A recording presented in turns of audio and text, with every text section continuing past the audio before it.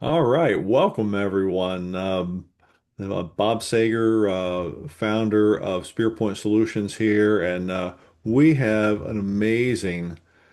I'm just super excited about this webinar. This is the next one in our Real World MBA series, and I've got some interesting stuff to share with you in the second half. But kicking us off today is going to be the founder and brand advisor of Bomb Image, Brian Butkowski. Brian, welcome. Thanks for having me, Bob. Looking forward to speaking with you and everybody in the audience today. Yeah, and listen, you've got such interesting information to share today. In sharing a promo for this. One of the things that I shared, I think last week in a promo was, would would a diamond from Tiffany's feel as valuable if it was in a dirt brown box versus their, iconic robin's egg blue? W- Would Absolutely. it? Of course Right? it I mean, would, I don't think it right? would, right? No. There's so much more that goes into branding, and color is a big aspect of that. And people, I think, until they've thought about it, they haven't thought about it. And so, without further ado, let's go ahead and I'm going to have you jump into your presentation. I think it's called The Psychology of Color. And I think I'm as excited about this as maybe everybody that's tuning in to watch today is. Awesome. Yeah, I know we've talked about this previously at different times, and I've given different presentations over the time as well. Um, but this one's a little different. Hopefully you can see my screen now. And yeah, I just said color psychology on this one. I have a little graphic up there that I think is kind of fun. Shows a bunch of colors flying around. Something that I found that was kind of neat. And obviously it plays off the idea of eyes, but the eyes are really what we're speaking about today and how these colors actually enter our eyes and what they mean. I think that's the fun thing. So again, without further ado, I'll kind of jump in. But before we go way into color, I do want to talk about what is a brand. So you go back to the Tiffany's thing and that ideal. What would it look like if it wasn't that color? Um, but more than just color or more than just a logo, I go back to what Marty Newmeyer said in a conversation with Chris Doe I saw years ago. Seen it in print, seen it on YouTube. But the idea is a brand is not a logo. It's not a product. It's not a promise. It's not just the sum of impressions, it's everything. It's not just the color. Really your brand is your reputation and it's a result. It's a result of everything that happens within any kind of sphere of influence that you have with that brand, whether that's an advertisement that somebody happens to see or sees multiple times, or all the way through it's pervasive to customer service. At the very end of a transaction somebody might have with a company or a brand, are they happy? What's that feeling? What is it that it conveys? And really it is, it's that gut feeling. It's the idea that somebody has in their head or their heart. And really it even goes back to a little bit of one of the favorite quotes I have is Jeff Bezos when he says your brand is what people are saying about you when you're not in the room. So I really love that. But the idea is it's your reputation. Okay, so brand is reputation. What is branding? How do you make that happen? So I always go back to one of our favorite quotes as well, to a mutual acquaintance of David Breyer. He's godfather of branding, as he likes to call himself, and I think as others have called him. But he says that branding is the art of differentiation. Yeah, what makes you different? What makes you separate? What takes you from A to B in that customer's mind? And really, what we want to do is the branding part of it is how do we influence that perception? The first thing that we'd always look at when we do that is we consider the message. Who is the audience? Who are you actually trying to speak to? Because if you say you're speaking to everyone, you're pretty much speaking to no one. That happens, but maybe if you're a all-encompassing brand, one of the huge, multi-billion or trillion-dollar brands, maybe. But if you can get specific about your audience, and again, there may be different segments inside of your brand, figure out who that is. And then how are you different from your competition? What does that look like? You could even look at what a brand personality would be. What's the archetype? I have the graphic there that shows that there are different aspects of how people want to look to their audience. And, you could be the caregiver, like the uh, WWF. You could be the Explorer like Jeep. That's one that's a common one that's fun. And then obviously everybody loves the Magician or the Hero, like as they show for Nike. There's a lot of ways that you might want to make that look, feel, what the message is, what it conveys. Really, it is all about that feeling. What feelings do you want to evoke from your brand? What feelings do you want somebody to think about? You look at Dove, they are about purity. They are about people being their best selves and really helping make that happen. So, how do you make those feelings happen? Well, one of the things is through color. So, colors, they really do create psychological responses. Now, I'll step back here a little bit. My worldview is as an American from the US. There may be people watching this from around the world. There are certain aspects of the psychology of color that are human nature and they exist throughout all walks of life.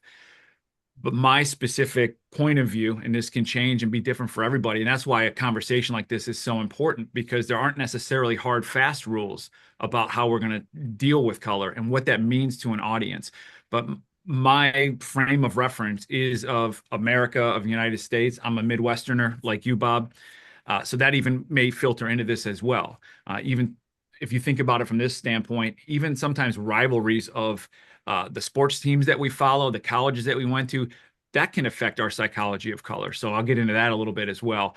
But the worldview that we're taking today is in the United States. So that's kind of what I'm going to be pushing forward to today.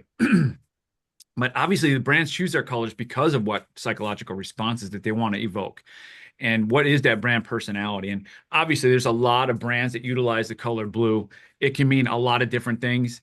A few of the positive ones are here. Security is always a big one. You see that with banking, things of that nature, IBM, loyalty, trust, intelligence.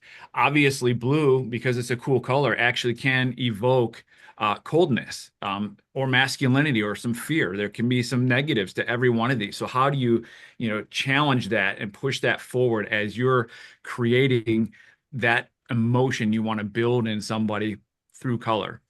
Obviously, green, freshness, the environment, the earth.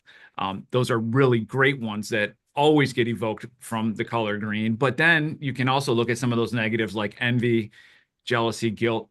It can be interesting to see how that works. And some of these actually, because they're psychological, they work in the conscious and subconscious.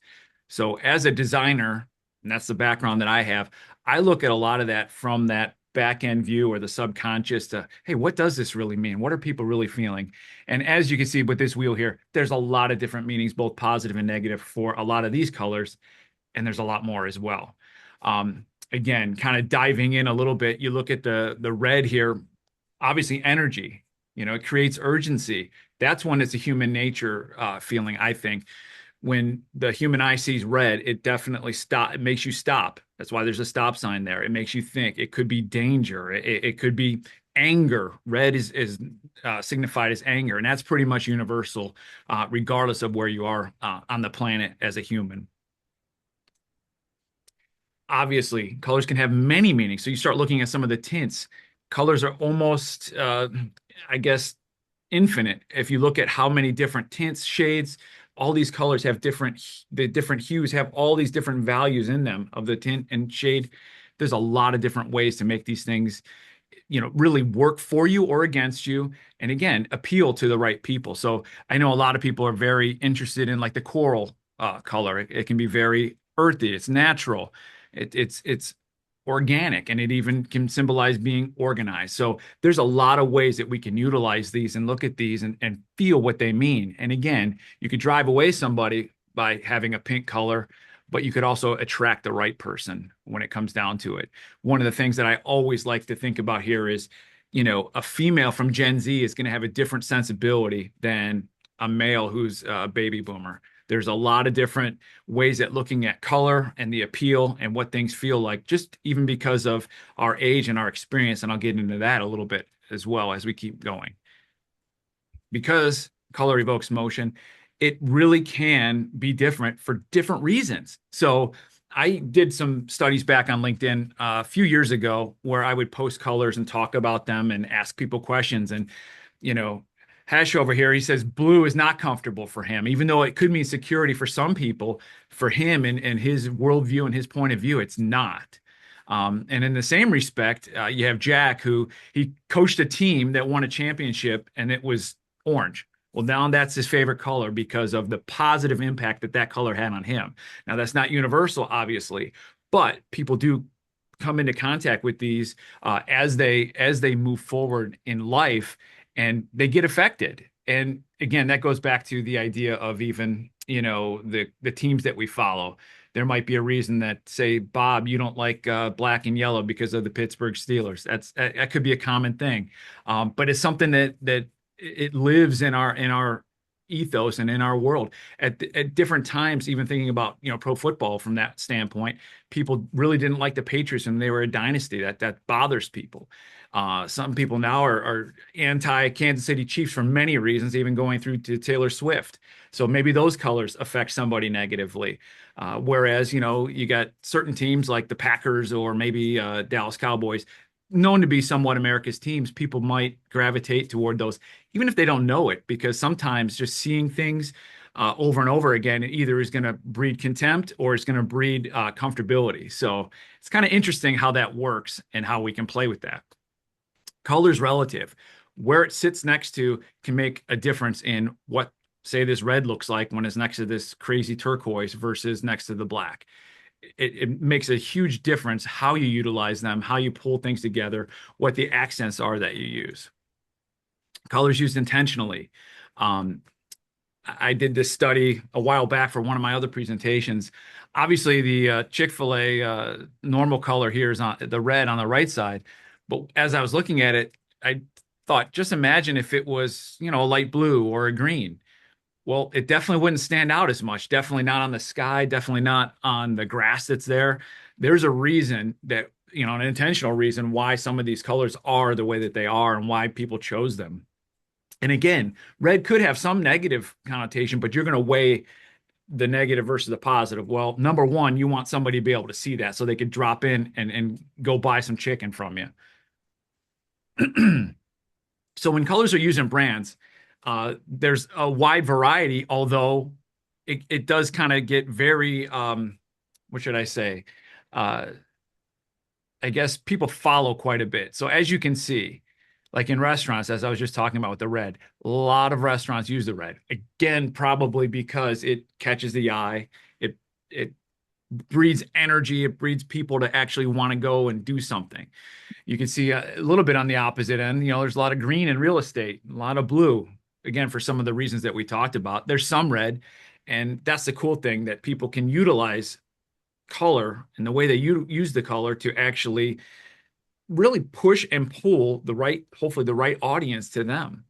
You can see home improvements kind of interesting here. And then the one that I found, this is a little bit of an older graph, so I don't know if it's still all true. But communication, very blue, apparel and accessories, very black. It's very interesting the way that they try to, again, solidify who they are. But it also shows that there's an opportunity to really buck the trend, to zig when somebody else is zagging, and be different. Again, another very similar graph that shows, really who people are using in different capacities here. The one that I was looking at was retail, and a lot of retail is in that red zone.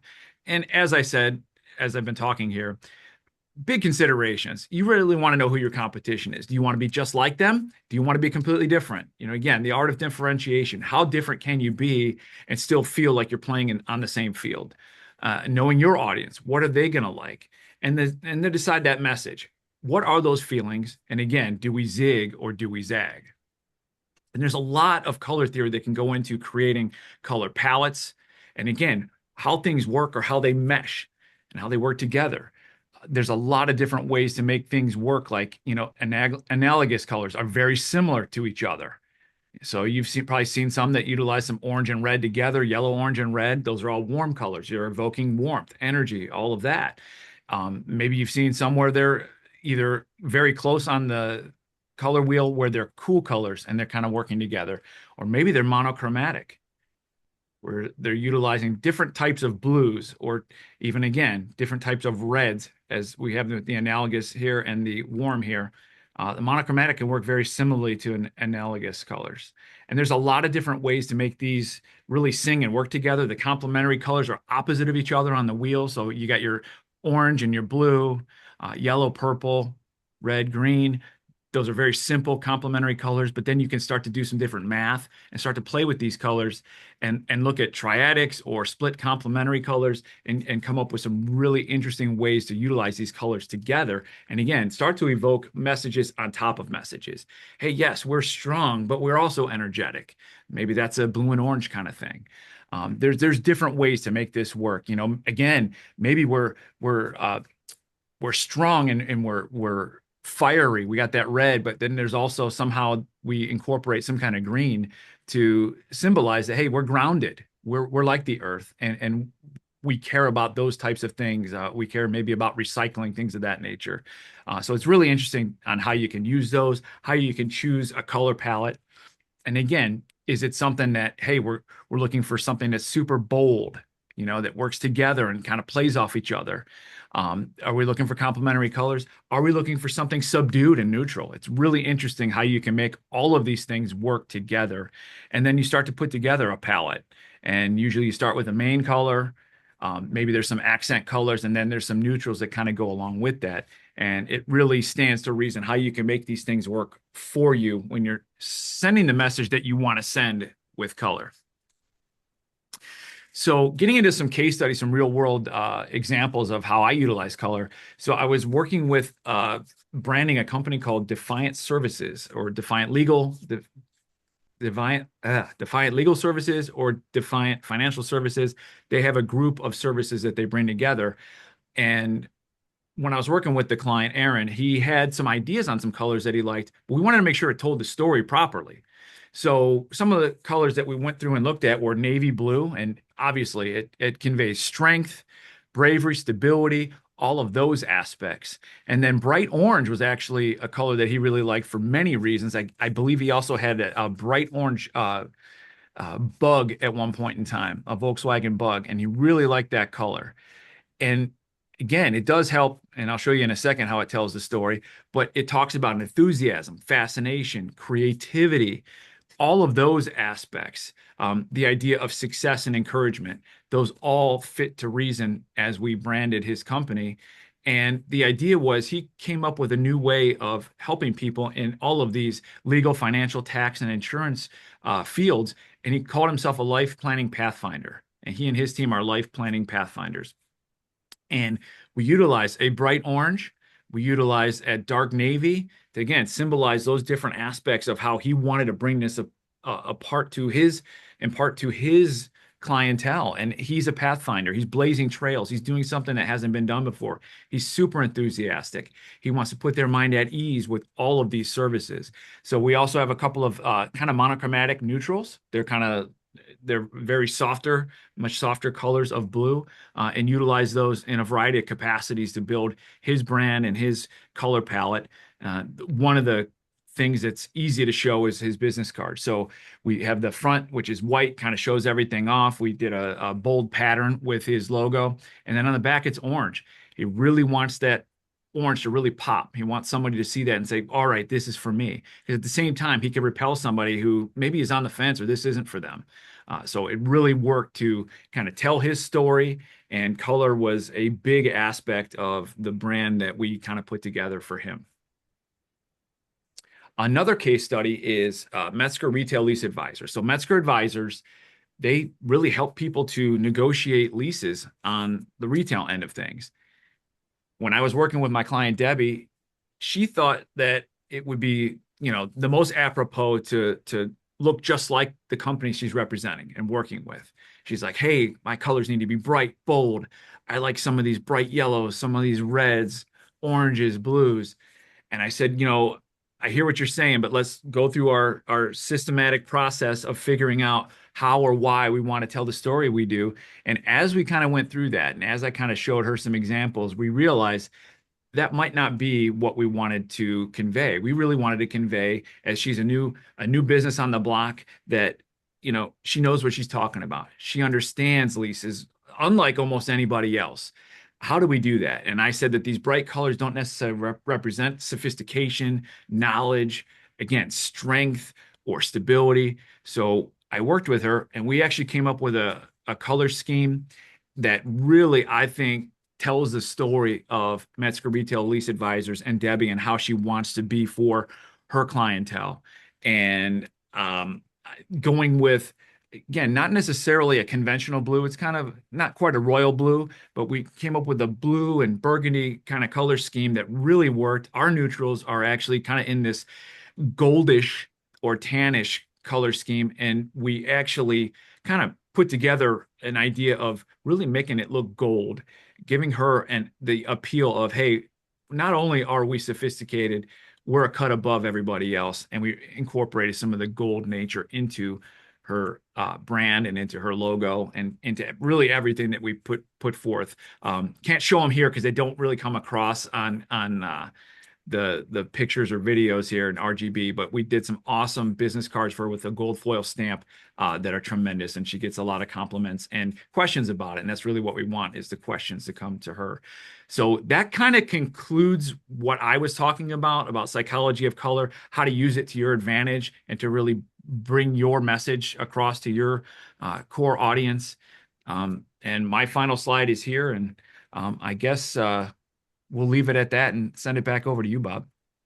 Brian, this is it. This is fascinating stuff. And maybe I'm just a nerd, I'm not sure, but it really is. We don't think consciously about how much we really are affected by colors. And I remember reading or hearing one time that colors have a temperature, and so I think it's I don't know, it's just quite fascinating to me. So yeah, with that, Brian, thanks for being on. I encourage anybody that is watching this either live or in the replay mode to reach out to you and talk with you and access your expertise in terms of color. What you did for Deborah Metzger there. Fascinating what you ended up coming up with and that color combination and the design. Stunning. I just love it. Thank you so much, Bob. Really appreciate being on. Yeah, so if you can exit presentation mode, I've got we're going to talk a bit about a scientific creative thinking method today. Is of course, that's what I do.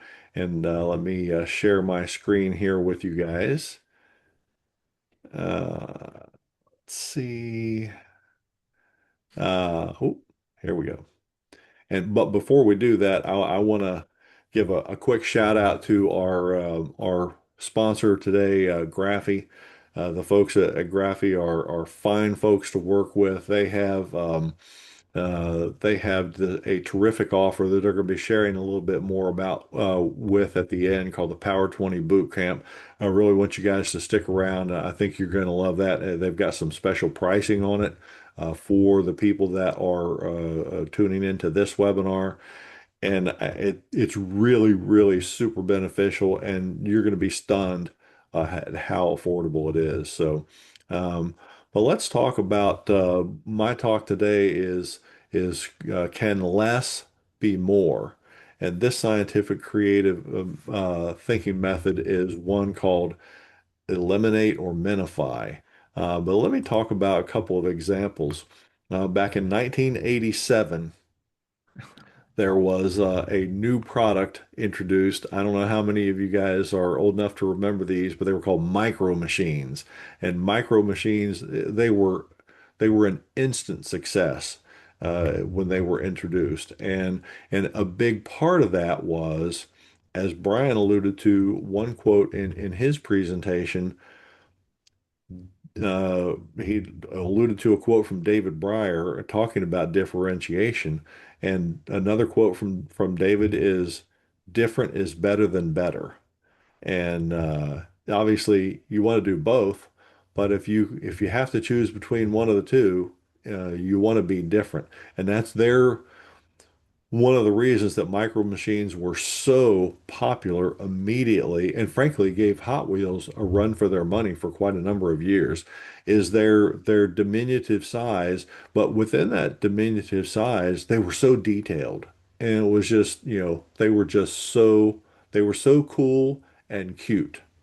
And so, uh, listen, when you're thinking about utilizing this in your business, this scientific creative thinking of minify or eliminate, it's not necessarily just uh, shrinking down or eliminating something in terms of products. Um, a decade or so earlier than micro machines came out, there was a new phenomenon that came online in the banking world, and that was the automated teller machines or ATMs. And what they eliminated there was having to go inside the bank and dealing with a teller, right? And it had the added convenience factor that you could either withdraw or deposit money 24/7, right? You didn't have to worry about the bank being open, so they eliminated that out of the equation too. Knowingly or not, both the people that invented micro machines and the people that came up with a concept for automated teller machines, they were using that creative thinking method of eliminate or minify. And here's how you can think about it, and here's how you can utilize it in your world. You taking the whole or part of a product or service offering that you have and either greatly diminishing the scale or in some cases actually eliminating it altogether. Another example of this is tiny homes. Back in the 1950s, this is kind of stunning to think about. But in the 1950s, the average home size was 983 square feet, 983. 50 years later, that had more than doubled to almost 2,100 square feet. And so it's kind of stunning when you stop to think about it, the big difference in home sizes. And of course, a lot of those homes that were built in the 50s are still around. And you walk into one today and you go, wow, this house is small, right? Like these rooms are so small.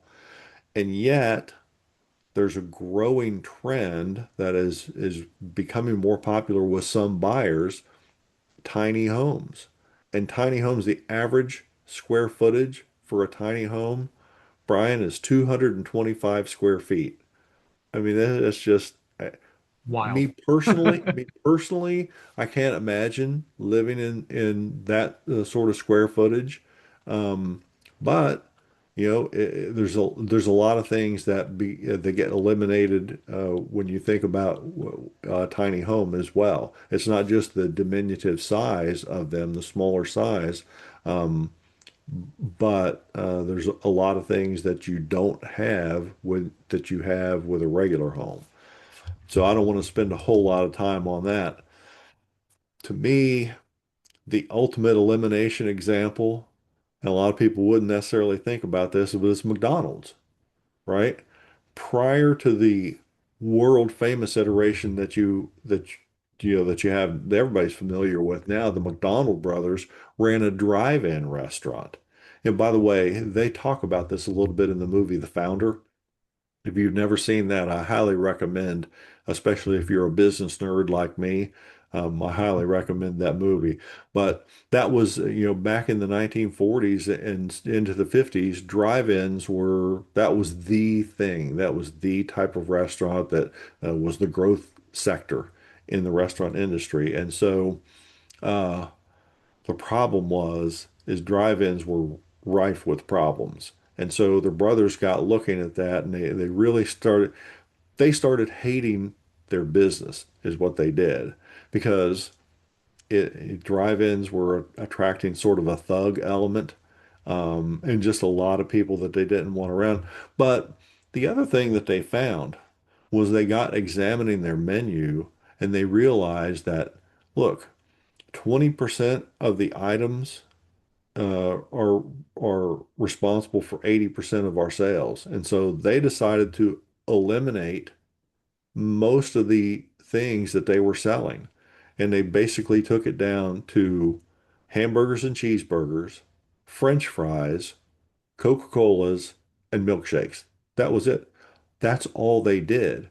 Um, and uh, they had no more Coke, no more car hops. There were no cigarette machines, no jukeboxes, all the stuff that you would typically have with a restaurant in those days. They ditched anything that was attracting the customers that they didn't want. Um, Not only that, but they decided that they were going to be serving their food in disposable wrappers. So, it's just kind of amazing when you stop to think about it. That's sort of an accepted thing today, but everybody else more or less copied what McDonald's did. Um, so the question is, did it work? Right? Well, everybody in the world, unless you're living in the outback of a third world country, everybody's heard of McDonald's. And they have over 39,000 restaurants worldwide. And get this, they serve 1% of the world's population every day. Do you know how many people that is? There's over 8 billion people on the planet. Do a little bit of math on that. 1% of the world's population, I think I'd take that business. Wow. A few other quick examples of minify or eliminate. One I became very familiar with when my daughters were young and growing up was the Polly Pockets, a line of toys that feature miniature-sized dolls and all the accessories. Here's a great example that has nothing to do with size, and that is vehicle leasing. What it does, it helps consumers obtain a vehicle by eliminating a portion of the vehicle ownership. You're only paying for the time that you own the vehicle.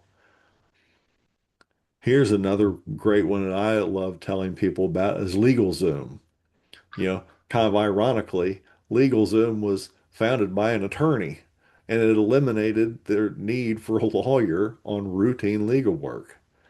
Kind of ironic when you think about it, but kind of cool. Obviously, a lawyer that thought more like a business person than just like a lawyer.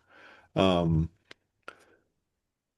I still remember the first time I ever saw an ordering kiosk at a fast food restaurant, and I thought, this is the future right here because you don't have to worry about the person taking your order at the counter, whether they're going to get it right, whether they're going to be able to count out the right change. I still remember going to a McDonald's, and I think my cost was like $4.05, and I gave the person taking the money a $5 bill and a quarter, and they were confused to death.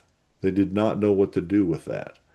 Uh, and I said the change is $1.20, and they're like, "Are you sure?" I'm like, "Yeah, I'm sure." I said, or if you just give me $1 back if you want to, but your cash register is going to be off then."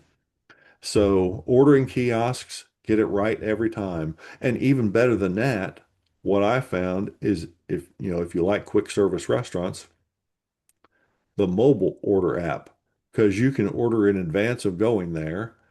You can wait in a parking lot and they bring the food to your car like as soon as you get there. It's stunning. Um, so here's how you can apply this in your industry. These are some questions that you want to ask to figure out what you should be minifying or eliminating. Um, and by the way, these are the same when I'm working with clients and designing a business strategy for them. If this is a strategy we're going to be working with, if this is a method of thinking we're going to be working with, I'll ask these same questions. What should I omit? What if this were smaller? Could we streamline something? Could we miniaturize? Could we condense, compact, subtract, or delete something? What is not necessary? And I love this final question here because this will really help you think about how to make multiple offerings out of maybe a single offering that you have. Should or could we divide it, split it up, or separate it into different parts? So I hope this sort of expanded your mind on what's possible to do with your offerings. Brian, I think in your business, I think you could do a lot of things with this particular method in expanding your offerings of how you serve people just by thinking about it this way.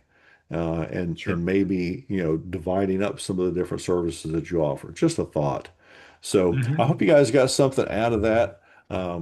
We'll um, uh, we've got our folks from Graphy are going to be taking a minute and talking a little bit about their Power 20 boot camp. Um, Let me stop sharing my screen here. Let's try that. Now, I think if I have this right, I think Vanchika's on from Graphy today, correct? Yes, hi Bob. Thank you so much. This is Vanchika here from Graphy. I was listening to the presentation so engrossed and I was taking notes myself. This was so insightful.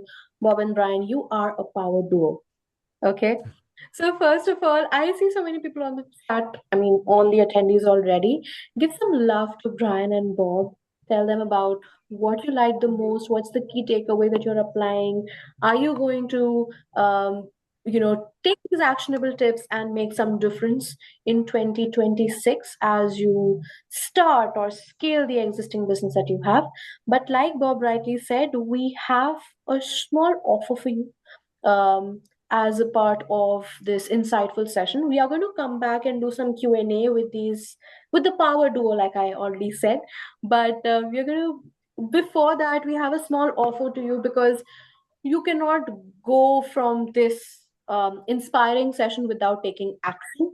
So here is an opportunity from Graphy called the Power 20 Bootcamp. Okay, you should be able to see my screen in just a second, but while you're seeing that, let me tell you a little bit about Graphy. So, Graphy, basically, we're a SaaS tool. We belong to the industry of learning management systems. Give me a shout on the chat if you are an LMS user right now. If not, then I'm going to tell you about what you can do here. First of all, I'm sure everyone here brings a unique set of knowledge and experience and insights and expertise with them. And the truth here is that everybody can monetize it in some way or the other. Everybody can create an impact through this. And if you're here and you want to share, a tool like Graphy is for you. You can create your own courses here, do webinars, build your community, sell your digital products like your ebooks, etc. here. With all of this, you can build your own website, your mobile application, you can write blogs, send out newsletters, and also now have your own AI avatar that can do the repetitive tasks for you. So if you are overwhelmed with content, if you're overwhelmed with your community, this is the place. So now, in relation to Graphy, what is the Power 20 Bootcamp? Basically, this is your launch pad to Graphy. This is your doorway to Graphy, where you do not have to get overwhelmed and figure out everything on your own. We have a set of experts who will help you become an expert of Graphy and ultimately an expert in your business. So it's a very simple 5-step process. I'm going to show you this right here. The step one is you actually learn from industry experts. Like Bob and Brian had a lot to share today. There will be a lot of different experts from different industries who will teach you how do you identify your niche? How do you actually productize your knowledge? How do you monetize what you've built? And then the second step is actually getting access to these powerful tools. So you'll get tools like Course Builder, your website builder, and it's not going to be passive learning. You're actually going to go ahead and apply all of the learnings to the tools. Third step is you get hands-on experience with expert support. So you'll have your own success manager who's going to help you walk through this entire journey of setting up a platform like Graphy. That is step four. And once you've done that and you're confident about the product, we are going to give you a launch on the Times Square in New York. So imagine the kind of credibility you build, imagine the kind of brand you build when you see yourself and your business up there on the biggest billboard in the world. So we always say this: success leaves trails, success leaves footprints, and if you follow those footprints, you are sure to succeed. This is why we like to share our alumni stories. I'm going to run past through these. You can see them for yourself. Ash and Nick, they had a wonderful channel on TikTok. You can still find them by the name of Chiki Chiki, and they used to do furniture flipping. When they came on Graphy, they wanted to start monetizing the existing content that they had, and within the first 45 days, they ended up making 25,000 US dollars by selling their courses and building their community. Okay. If they can, then you can. Beyond School, on the other hand, they're a whole organization and institution that gives certification on different topics, different courses. They came back to Graphy just to get some support in launching strategy and, of course, using the tool for themselves. And within the first 2 hours of their launch, they were able to sell 600 copies of their courses. Again, if they can, then you can. And then my favorite story was of Ruth Langhorn, because we're not going to talk about just cash here. We're also going to talk about the lives that she has touched through her efforts and through her teaching and consulting and strategizing. She has helped 5,000 women help build their own passive income streams. So, again, imagine the kind of lives you can touch, imagine the kind of money that you can make and create an impact in society via a tool like or a program like this. For my numbers, people out there, these are few stats. We over the past 5 months, we have had 240 enrollments in the Power 20 bootcamp that we're speaking about right now. 197 people have actually graduated, and out of those, 148 people are actually running their webinars and the courses and the memberships right now, collecting, this is my favorite number, $1.3 million as GMV right now. Okay.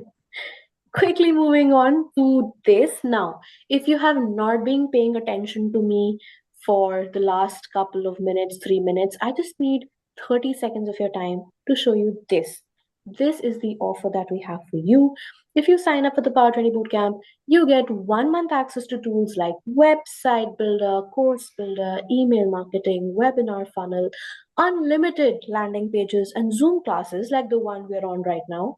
You get a 4-day workshop with your expert where you learn how to create, market, and sell not just your course, which is written here, but your product in general. You get certification, you get an exclusive promotion on the Times Square in New York, and of course, a personal onboarding manager will help you with all of this. All of this, of course, comes with a price, which is, if you Google us, it is $499. But because you are here through Bob and Brian here, we are giving you a flat 90% off and offering this program to you at just $49 for a month. But here's the deal, you do not even have to commit to those $49 right now immediately. All you have to do is just pay $20 to reserve your spot and book a one on one call with one of our experts. Okay. If you go on that call and you feel that, okay, this is something interesting, this is something which I can benefit from, you pay the difference, which is $29, to get access to the tool. You get access to whatever I've listed back. I'm just going to go back to the slide once you've understood the offer and make sure that you have all the information. But if you don't think it's a good fit, if you think this is not where I'm at right now, this is not something that I want to pursue, we will refund the $20 to you, no questions asked. Okay, so I'm just going to go back and leave the screen here for the next couple of minutes while you are taking action. And my team is putting in the link there. And then we go back to Bob and Brian for a Q&A round. So start putting in your questions. Hey, that's fantastic. I mean, that's kind of a no-brainer offer. I mean, my goodness. So there's just so much, and your success rate that you showed on that one page, Vanshika, is just that's very impressive. Because how many people start something and don't finish it? I don't know what the percentages are, but your guys' course completion and launch is very impressive. So I love that, and I'm proud to be associated with the team at Graphy. So I want you guys to seriously consider that. So uh, who has any questions for either Brian or myself regarding the material that we went over today? Drop those in the chat if you have any. Otherwise, I may have some questions for you, Brian. Perfect. I think, Bob, you must ask your questions to Brian. I would put in a couple of questions as well because we found some questions through the registration page that we had where a couple of people have asked questions. So you start. I'm going to go off camera and put in the questions on the chat. And in the meantime, we'll give an opportunity for the others to put in their questions as well. Marvelous, marvelous. So, Brian, what when people come to you, you alluded to a couple of things in your example that you had the one client case that you had, he had a color scheme in mind already. And Mhm. then Deborah had some color schemes in mind too. One, you kind of went forward with the color scheme that he had. Deborah, you sort of consulted with her and just mutually decided that a different color scheme was working. What's your process in talking with clients about that? Obviously, you don't just accept what they come to you with and say, "This is what I want," period. How do you go about that process? Sure. So hopefully most people that come to me, there's a fit and we can establish that there's a reason they're talking to me. I don't put my own thoughts and my own feelings in on what we try to do, only from the standpoint of trying to ask the right questions to get it out of them. So I will say, if somebody comes to me and says, "This is what I want, this is what I want, this is what I want," that may not be a fit. So it's a great question. I do have multiple processes, and I'm continuing to work on the process as we speak. Every day I try to get better. And then for certain clients and for certain businesses, it's a little different. But ultimately, really, we're all about trying to figure out that brand personality. That's one of the critical ones. And understanding what those words are and what it is that describes the brand personality we're trying to establish. We'll also look at core values. So in the instance of the Defiant brand, we actually built up, I think there was probably, I usually try to hit 3 to 5 main core values, but we had different tiers. I think we have 3 different tier levels of core values. And again, looking at what does that look like from a color standpoint. I think the other part of this as well is as we try to tell the story, it is about what it feels like to that business owner, that entrepreneur, and what they want to say. Now, again, if I think and we look at it, we try to do some different research on who the audience is, and maybe that's not congruent, we could also speak to that. So in the case of Defiant, especially, he had ideas. It was kind of representing him. It kind of showed what he wanted to do. He was very into the Spartan aspect of things back in ancient Sparta. He had a previous business that kind of revolved around that. So we actually kind of took some of those pieces of imagery, as well as, again, never want to put the cart before the horse. And I can't ever express that enough. I probably should have said that, maybe leaving a little bit more at the beginning of my conversation today. But the idea is, what were those values that they were trying to bring across? And he says, "I'm a shield for my clients. I don't want them to have to worry about staying up at night. I don't want them to lose sleep over things. I want them to sleep peacefully. I want them to know they're protected in all these aspects." So as we look to tell that story, and really it's a lot of conversation and talking about this. And hey, how do you want somebody to feel? How do you want them to interact with you as a business? And again, that could be different for every single business, but in his case, it kind of worked, and we kind of made it fit. I'll say a lot of times there isn't only one good way to develop a brand and a style for somebody. I look to try to do what I think is probably the best one or two right now, if that makes sense or if that sounds reasonable to people. Because there's a million ways we can do these things. Even Debbie's brand, there's so many different ways that we could talk about her business, so many different ways we could show what that business looks like. We actually went a very literal route with her. So the M in her logo symbolizes that building. That's what we did. I like to hide Easter eggs or make things maybe noticeable to some people right away, maybe not to others. But that one's a very literal piece. And from that aspect, do we really need to show the literal colors of that? And does that resonate with that business owner? And again, when they look a little bit more bright or fun or frivolous, that might work for certain brands. Heck, that could work a little bit more for my brand or even your brand for that matter.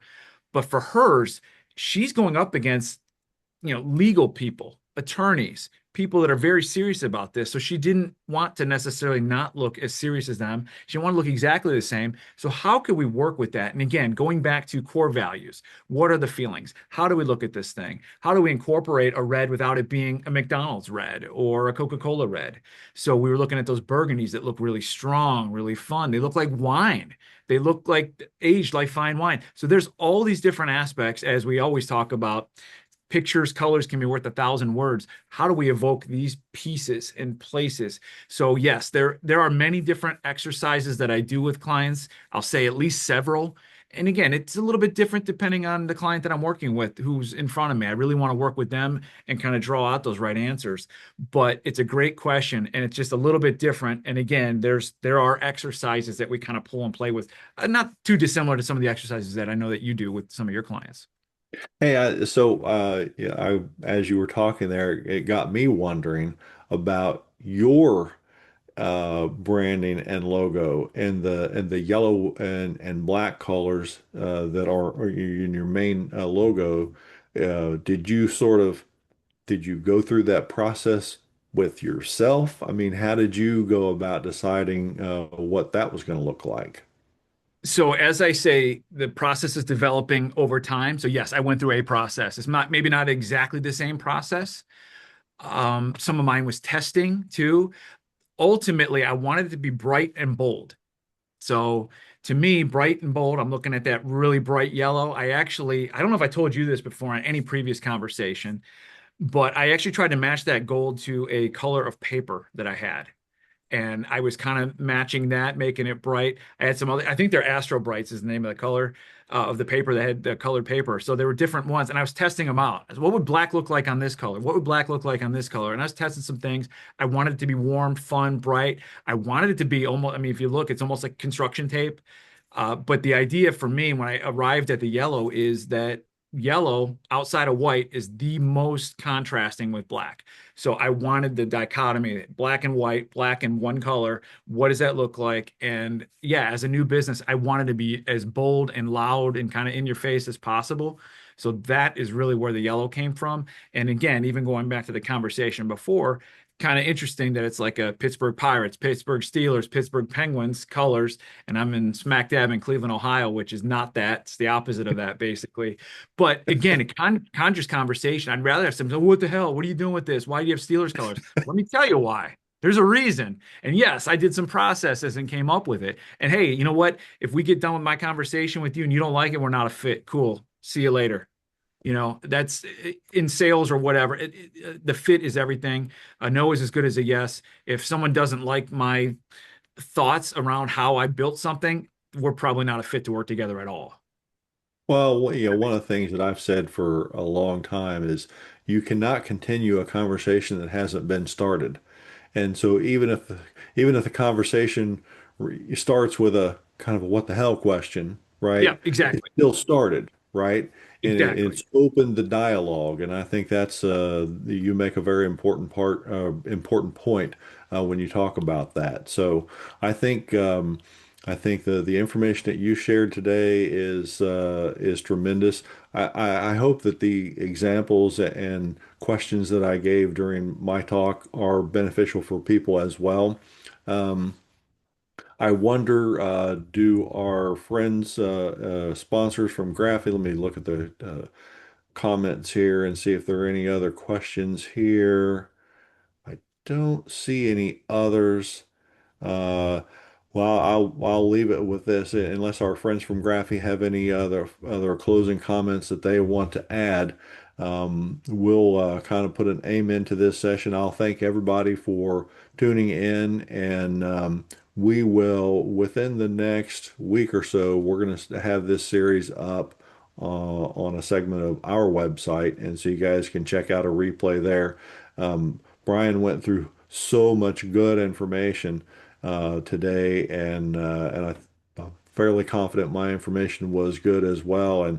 And sometimes when you go back and catch it, you'll see things and you'll catch things that you did not see the first time around. And this entire series compiled will be like your real world MBA, and it will help you take your business and life to the next step. Brian, do you have anything else to add? I think that's it, Bob. No, your stuff was great. The minifying is incredible, and it's something that we should all do. Again, even when we look at our brands, our colors, things, there are things that we should review on a routinely fine basis. Like we should every year, or every 6 months, or every 18 months, whatever the case may be, we should review where we're at with things, and is our message or is the way that we're putting together our product and our business, is it right? So no, I really appreciate what you had to say. Well, if you're going to thrive in the modern economy, you got to have modern skills, right? And so Absolutely. you've got to be able to think and not just there's a difference in mental activity and thinking. Yeah. So we hope this gives you a lot of material and fodder for thinking. And with that, I think we'll say adios.